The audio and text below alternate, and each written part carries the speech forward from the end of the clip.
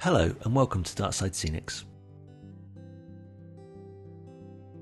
In this video I'm adding Scenics and Resin to the Dartington section of the layout. I need a large amount of trees for this section, so I'm starting off with a box of Seafoam from Gaugemaster. As you can see, there's a good selection of shapes and sizes, but they need a bit of work to enhance the realism. The first job is to peel off the dead leaves with a pair of tweezers.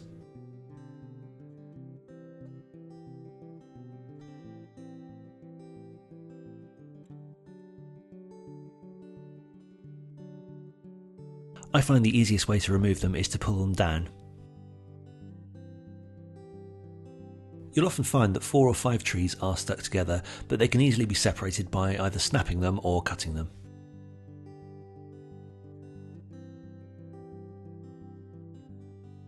I did all of the work above the box because some of these bits and pieces are very useful. For example, these make really good fallen branches. The main reason I do this is for the small black seeds.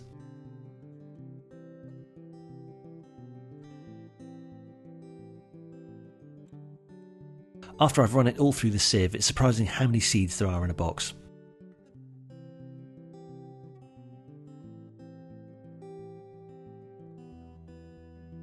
I already have some seeds from previous collections, and now is a good time of year to start planting them.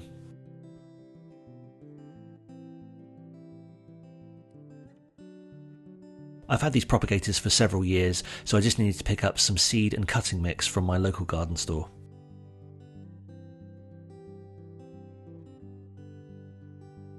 You don't need a huge amount of compost, just enough to start off the seeds.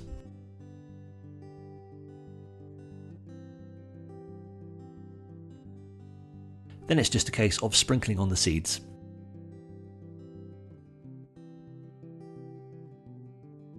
The next time I do this, I'll probably halve the amount of seed I used. A very small amount of compost is sprinkled over the top to cover the seeds.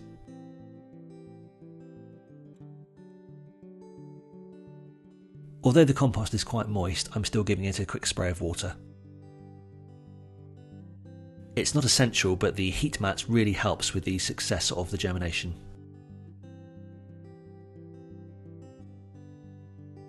And just 5 days later I have a large number of shoots, hopefully all of them turning into a seafoam tree. These photos are from last year, but you can see how they start to grow after being moved to larger plug trays. Things are looking quite good at this stage, but shortly afterwards I neglected them, so I'll have to try harder this year. And here they are after being sprayed with glycerin to avoid them being quite so brittle. I talk about this in a bit more detail on my Seafoam tree video. So back to the model, I need to add a small amount of static grass in certain areas. I'm just masking off the face of the model just in case glue runs down and static grass sticks to it. My favoured glue for this is the basing glue from Peco, which is made by WWS. The glue is brushed on in small sections, leaving the odd earth patch to show through the grass. I'm using a mixture of 2mm European and dead grass.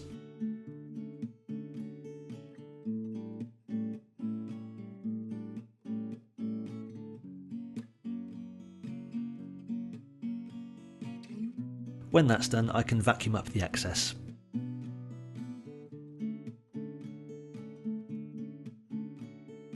The next section is the top of the riverbank next to the track.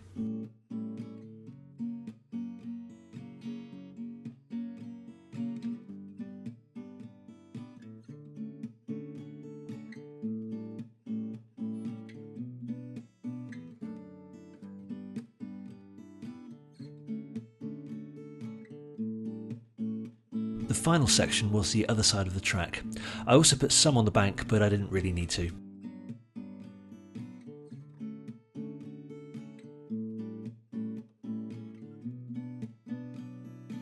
The banks are covered in bushes and foliage, and I'm starting off with a light green fine leaf foliage from Woodland Scenics.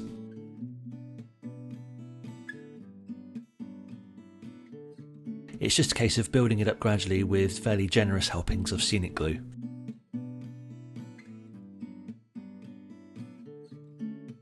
This material is fairly expensive, but there is a cheaper way of doing it, which I'll show you in a moment.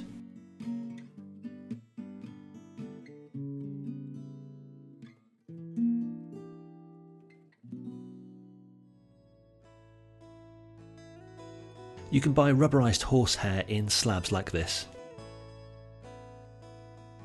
Once pieces are cut or torn off, they can be teased apart to create bush shapes. They're usually a fairly unpleasant shade of green, so you can either use an aerosol can or an airbrush to spray them brown.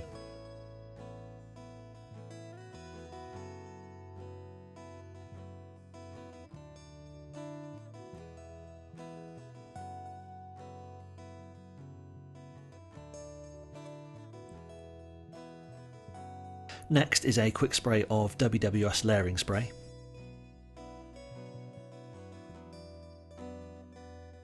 Followed by a sprinkling of green foliage. This is light green coarse turf from Woodland Scenics.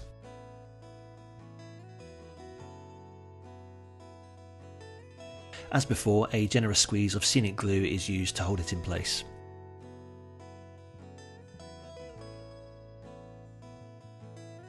These bushes are the same colour as the ones above them, but they're slightly more sparse due to being close to the flow of the river.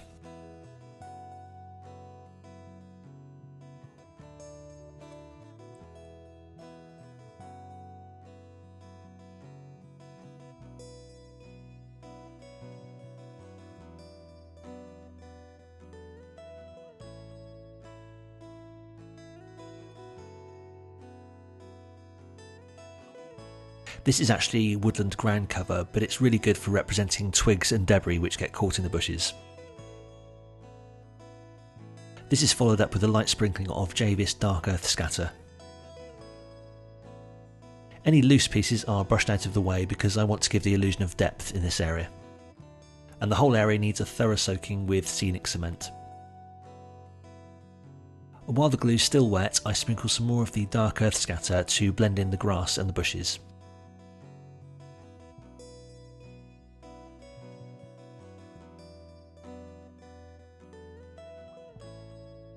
After trying a few different shades of brown, I decided on the washable dust from Ammo.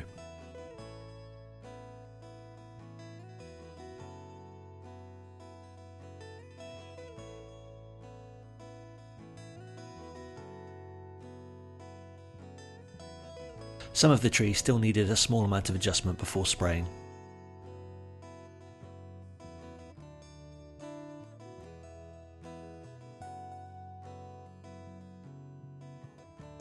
I'm not doing a winter scene, but these colours would represent it quite nicely. There are just over 90 trees in total, and this piece of insulation board is perfect for letting them dry. To add the foliage, I'm using some more layering spray and also some hairspray. I'm starting off with this light green coarse turf, but there'll be a variety of different shades. The layering spray is sprayed onto the sides of the tree to avoid getting any foliage stuck on the trunk.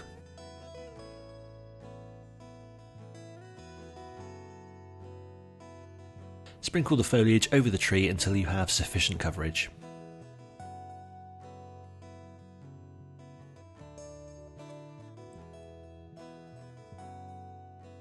I'm happy with how this one looks, so I'm giving it a quick spray of scenic cement to make sure everything holds.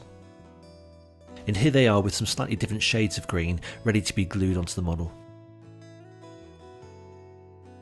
The holes are made with a small hand drill before the trees are put in place.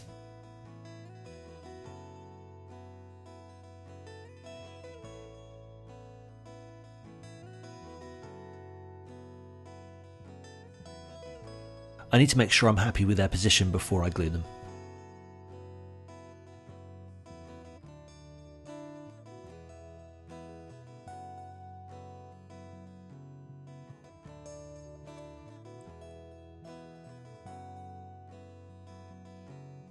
I'm happy with how it looks, so I'm going to use some scenic glue to put them permanently in place.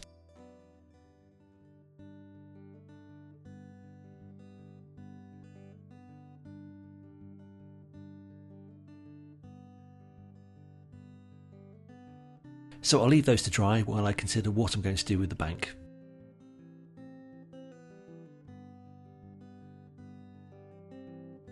I've used Polyfibre before to make ivy, so I think it's a really effective material. You just need to tear it off in sections and then gently tease it apart. In the past I've sprayed this a different colour, but on this occasion I'm happy with it.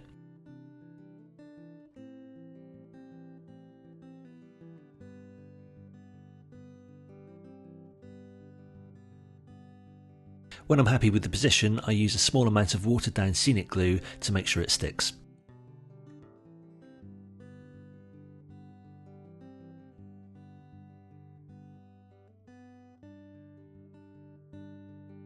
It still looks a bit strange at this point, but once the leaves are added, it should bring it to life.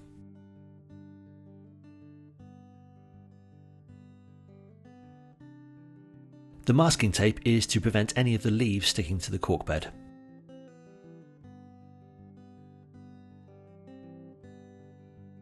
The first section is given a coat of layering spray before sprinkling on some medium green Gaugemaster leaves.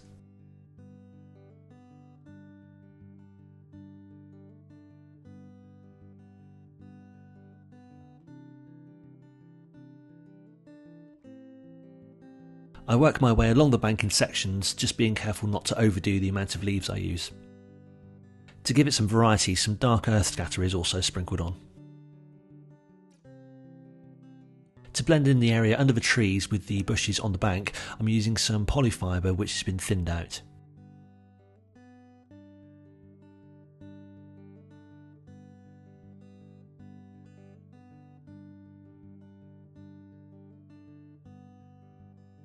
It's quite difficult to see from this angle, but some woodland ground cover is sprinkled between the trees.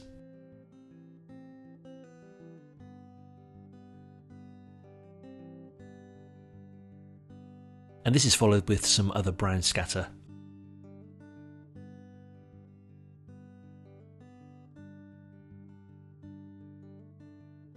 It's had a coat of layering spray, but I always find that Scenic cement is far stronger.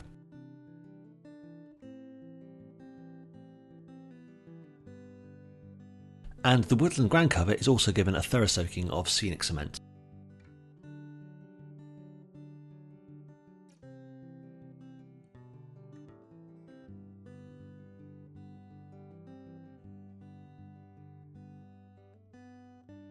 Now it's time to prepare for the resin pour. You need to remove any loose materials with an airbrush or a vacuum. I'm using some olive drab I used in the first video to touch in some scratches. There was a good tip in the comment section on the last video. I haven't tried it myself, but I think I might have to in future.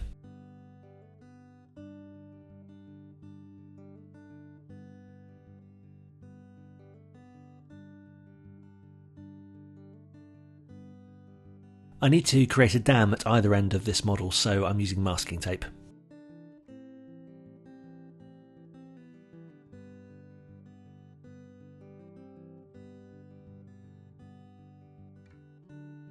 Another larger layer of masking tape is used over the top to ensure it's watertight.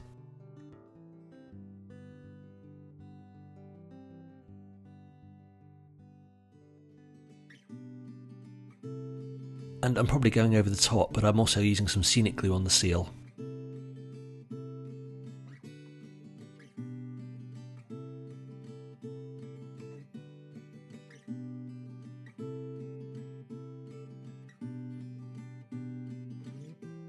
I need to give that 24 hours to dry, so in the meantime I'm painting the cork bed grey.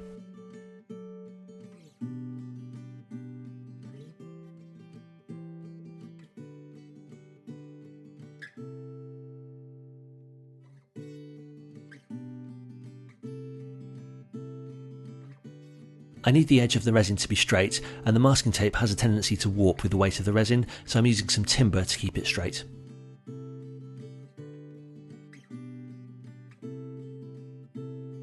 Before you pour the resin, it goes without saying that you need to check the entire thing with the spirit level.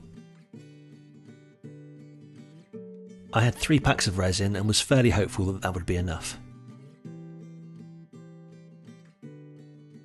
I popped onto the Woodland Scenics site to use their volume estimator.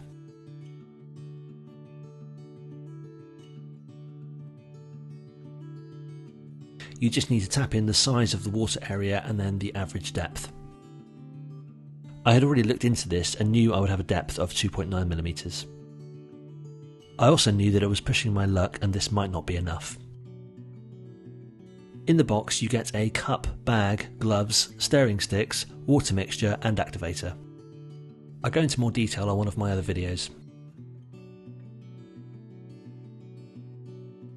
The first step is to put the water mixture and the activator into a bag and seal it.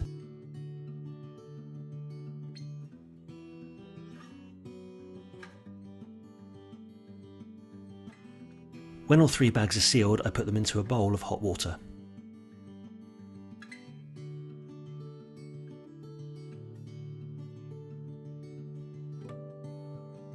After 15 minutes they can be removed from the bag and then gently tipped back and forth to mix the contents. Once the water mixture is poured into the cup, you can add the activator. Once the activator is added, you need to start mixing straight away. Something very important I failed to do was to wear a pair of gloves. One of the packs I had was a clear version, so I needed to mix it with some of the watercolouring.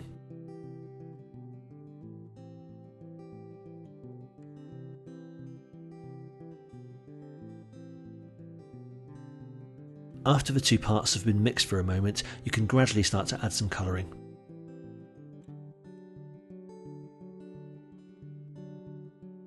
I initially thought about mixing all of these together in one bowl, but the instructions advised against it. After the first pour it looked like it wasn't going to be enough to cover the base, but it turned out fine. Although the resin is self-levelling, it sometimes needs the stick to push it into hard to reach areas. After 24 hours I can remove the timber and peel off the tape.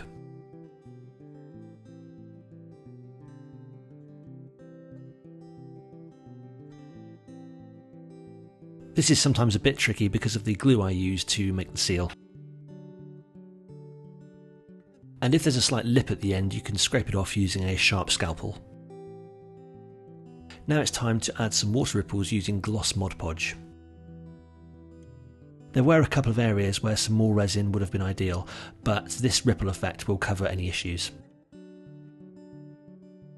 You have to work in quite small areas with this, but the first step is to brush on some gloss Mod Podge.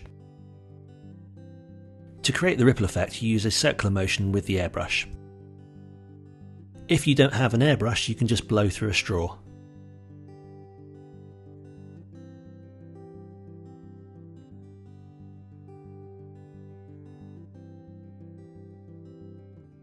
It can take a bit of time, but eventually this will dry clear.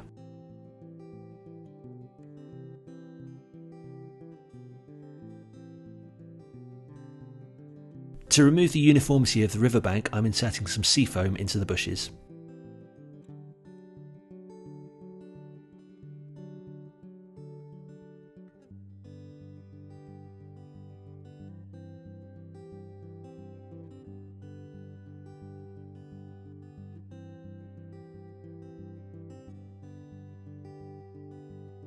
I needed a locomotive to run on the layout, so I popped over to my local model shop at the South Devon Railway and picked up this Bachmann Prairie.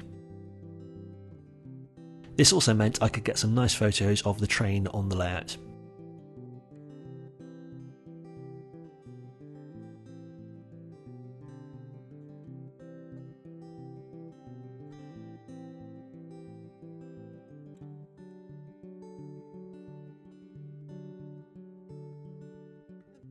So this is my progress so far with the scenery. In the next video I'll be working on track work, electrics and the joining boards, and then I'll be able to focus more on Stewart Station. If you like the videos, please like and subscribe, and I'll see you next time. Thanks for watching.